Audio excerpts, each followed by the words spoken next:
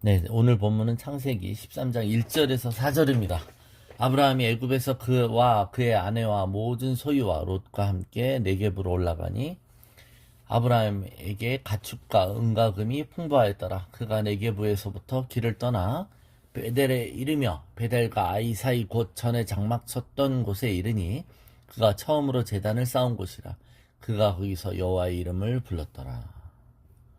네, 이제 아브라함은 애굽에서 다시 가나안 땅으로 돌아옵니다. 네겝이라는 것은 이스라엘의 여러분이 이제 영토를 보시면 애굽하고 가장 가까운 것 왼쪽에 시나이 반도 쪽으로 이렇게 뾰족한 그 아랫부분이 있어요. 그게 이제 네겝 평야라고도 하고 네겝 사막이라고 하는 곳이죠. 거기죠. 그러니까 애굽에서 올라온 겁니다. 이제 다시 가나안 땅, 약속의 땅으로 돌아온 것이죠. 자, 우리 인생에는 두 가지 여행이 있었습니다. 하나는 믿음의 여정이었죠. 믿음의 여행입니다. 믿음의 여행은 하나님께 축복의 말씀, 자손이 복을 받을 것이라는 약속을 듣죠. 자손이 복을 받습니다. 그런데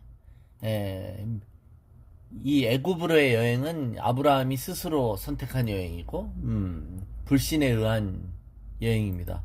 그 여행을 했다가 자신의 아내를 빼앗겼습니다.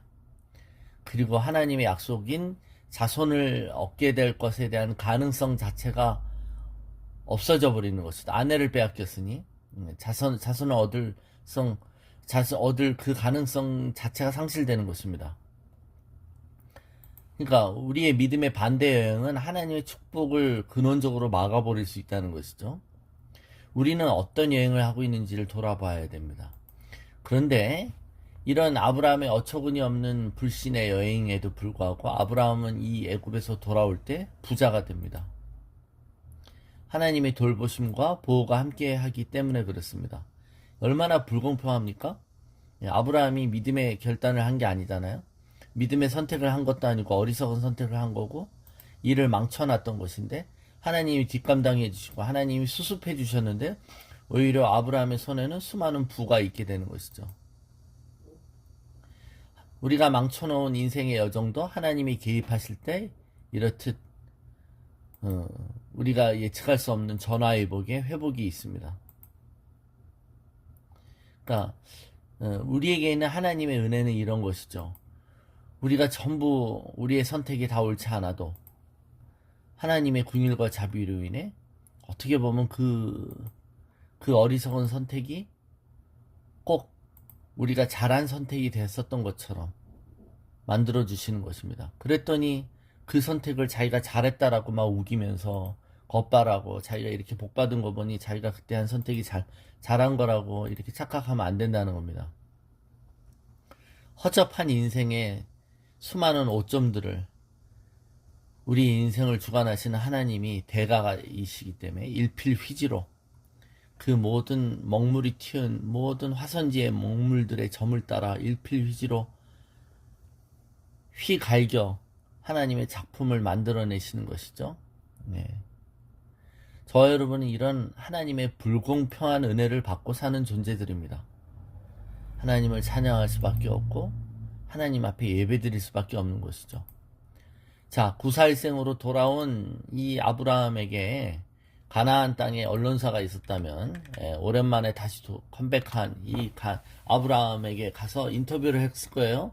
자, 그동안 어떤 일을 겪으셨는지 그리고 지금 이렇게 돌아오게 된 당신의 심정은 어떤 거냐고 물어봤을 때 아브라함은 뭐라고 말했을까요? 그죠? 자, 이 이야기의 끝과 시작은 이걸로 오늘 본문에 이 본문에 해당되는 겁니다. 가나안 땅에 처음 도착했을 때 아브라함은 하나님 앞에 제단을 쌓고 그곳에서 여호와의 이름을 불렀습니다. 바로 하나님 앞에 예배를 드렸던 곳이죠. 그런데 이제 다시 이 가나안 땅에 처음 왔을 때와 같은 것처럼 다시 하나님이 그에게 예배를 받으십니다. 먹고 사는 문제에 대해서 하나님을 온전히 신뢰하지 못했던 아브라함은 10년 감수하고 돌아와서 이제 그 약속의 땅 가나안 땅에서 제단을 쌓습니다. 그러니까 우리가 다시 하나님께 예배를 드린다는 것은 우리가 하나님하고 관계에서 어떤 존재임을 드러내는 것이고, 우리가 있어야 될 곳이 여기 있는 곳이에요. 그러니까 우리가 드린 예배 드리는 장소는 바로 자기가 있는 그 장소죠. 하나님이 있으라고 하신 그 곳에서 하나님께 순종하며 예배 드리는 겁니다. 하나님 앞에 제단을 쌓는 것을 등한시하고 이 부분에 집중하지 않을 때마다 아브라함은 문제를 겪습니다. 우리도 똑같습니다. 우리가 하나님께 예배를 등한시할 때 우리는 문제를 겪습니다. 우리 삶을 돌아보십시오. 왜 나의 삶에 문제가 이렇게 끊이지 않는가? 왜 나의 삶에 되는 일이 없는가라고 할 때 돌아보셔야 돼요. 내가 예배를 제대로 드리고 있는지. 우리는 문제가 안 되면 분노하고 화내면서 오히려 하나님께 예배 드리는 걸 더 소홀히 하죠. 그래서 우리는 더 일이 꼬이게 되는 것입니다. 그래서 믿음은 부익부 빈익부라고 그랬잖아요. 받은 사람에겐 더 주라고 그랬고, 그죠? 그 이윤을 남기지 못한 자에게는 하나님 뺏으라고 하신 것처럼 그런 거예요. 그래서 우리가 빨리 방향을 제대로 잡아야 되는 것이죠. 우리에게 주어진 은혜는 우리는 어떤 상황 속에서도, 그죠? 그 어떤 상황에서도 우리가 환경을 조정할 수 있으므로, 환경을 선택할 수 있으므로, 가장 지종무상하신, 가장 높으신 존재와 인격적인 관계를 드러내는 반응을 하도록 부름을 받았습니다. 우리는 즉 예배를 하도록 지음을 받았습니다. 그래야지 하나님 앞에 살아가게 되고 하나님과 관계하고 교제하게 되므로 복잡하고 다양한 수많은 상황 가운데서도 불신자들과는 다른 반응을 할 수 있게 되는 것이죠. 만일 예배를 드린 지가 감감하다, 예배를 드린 걸 등한시한다, 그러면 세상 사람들과 똑같이 생각하고 세상 사람들과 똑같이 행동하고 반응할 수밖에 없다는 것입니다. 하나님의 약속과 부르심과 소명을 받은 후에 우리 인생에 아이러니하게 우리를 놀라게 하는 황폐한 일들이 발생할 때마다 우리는 포기하고 우리의 인간적인 길을 추구하는 게 아니라 내가 믿음으로 하나님 앞에 예배드립니다. 나는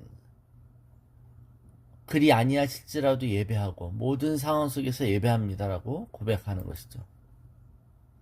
그럴 때 우리 삶에 기근이 찾아오든 또 그 어떤 시험이 찾아올 때 그것을 능히 멋지게 통과할 수 있게 되는 줄로 믿습니다. 여러분, 우리 삶의 가장 좋은 무기, 그것은 영적인 무기일 것이고 그것은 우리에게 삶을 예배로, 우리의 예배로 우리 삶을 채우라고 하시는 하나님의 놀랍고 흔들리지 않는 우리에게 주신 장치가 있다는 것을 항상 잊지 않으시기 바랍니다. 하루의 삶을 말씀과 예배로 시작하시고 우리가 기회가 있을 때마다 하나님께 찬양하고 기도하고 마음으로 기도하며 모이기를 힘쓰는 저와 여러분 되시기를 축원합니다.